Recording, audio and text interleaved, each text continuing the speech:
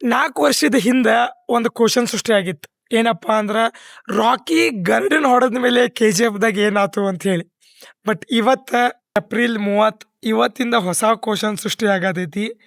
ಕಾಳಿದಾಸ ದೇವಾಣ ಹೊಡೆದ ಮೇಲೆ KD ಒಳಗೆ ಏನೇನು ಆಗ್ತೈತೆ ಅನ್ನೋದ. अरे कहना क्या चाहते हो?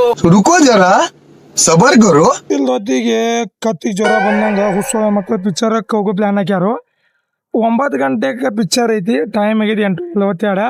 ಈ ಹುಚ್ಚು ಮಗ ಇಲ್ಲೇ ಇನ್ನ ಹಿಟ್ ತಗೊಂಬರಕ್ ಬರತ್ತ.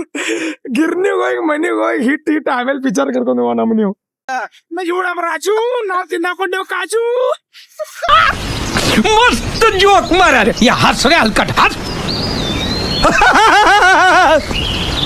ನಾವು ಬಂದ್ಬಿಟ್ಟಿದ್ವು ಟಾಕೀಸ್ ಮುಂದೆ ಬರೋಬ್ಬರ್ 7 ನಿಮಿಷ ತಗಂದ್ರೆ ನಾವು ಬಂದ್ ಟಚ್ ಅದಾವ.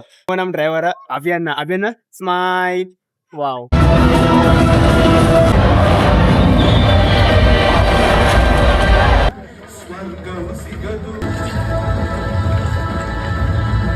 ಈಗ ಜಸ್ಟ್ KDದ ಇಂಟರ್ವ್ಯೂಲ್ ಮುಗ್ದೈತಿ.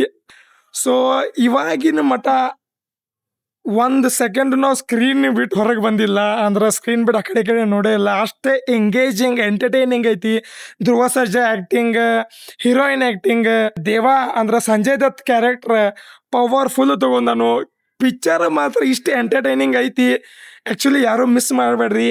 ಇಂಟರ್ವಲ್ ಇಷ್ಟು ಮಜಾ ಕೊಟ್ಟೈತಿ ಅಂದ್ರೆ ಎಂಡ್ ಇನ್ನೂ ಎಷ್ಟು ಮಜಾ ಕೊಡುತ್ತೆ ಅನ್ನೋದು ನಮಗೆ ನೋಡೋದೈತಿ.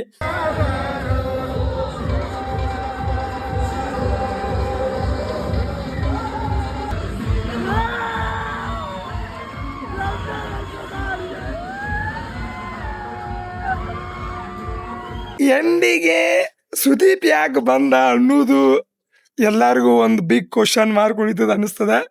ಸುದೀಪ್ ಅನ್ನೊಂದು ಆಕ್ಟಿಂಗ್ ಮಾತ್ರ. ಆಕ್ಚುಲಿ ನಾವೆಲ್ಲ ಸುದೀಪನ್ ಫ್ಯಾನ್ಸ್, ಬಟ್ ನಮಗ್ ಮಾತ್ರ ಇದು ಹೋಳಿಗೆ ತುಪ್ಪನ. 2 ನಿಮಿಷ ಎಂಟ್ರಿ ಐತಿ, 2 ನಿಮಿಷದಾಗ 2 ತಾಸದ ಪೈಸಾ ವಸೂಲ್ ಕೊಟ್ಟಾರು.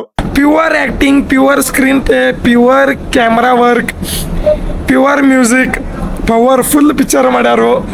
ಸೊ ಯಾರು ಮಿಸ್ ಮಾಡಕ್ ಹೋಗ್ಬೇಡ್ರಿ, ಬಂದ್ ನೋಡ್ರಿ.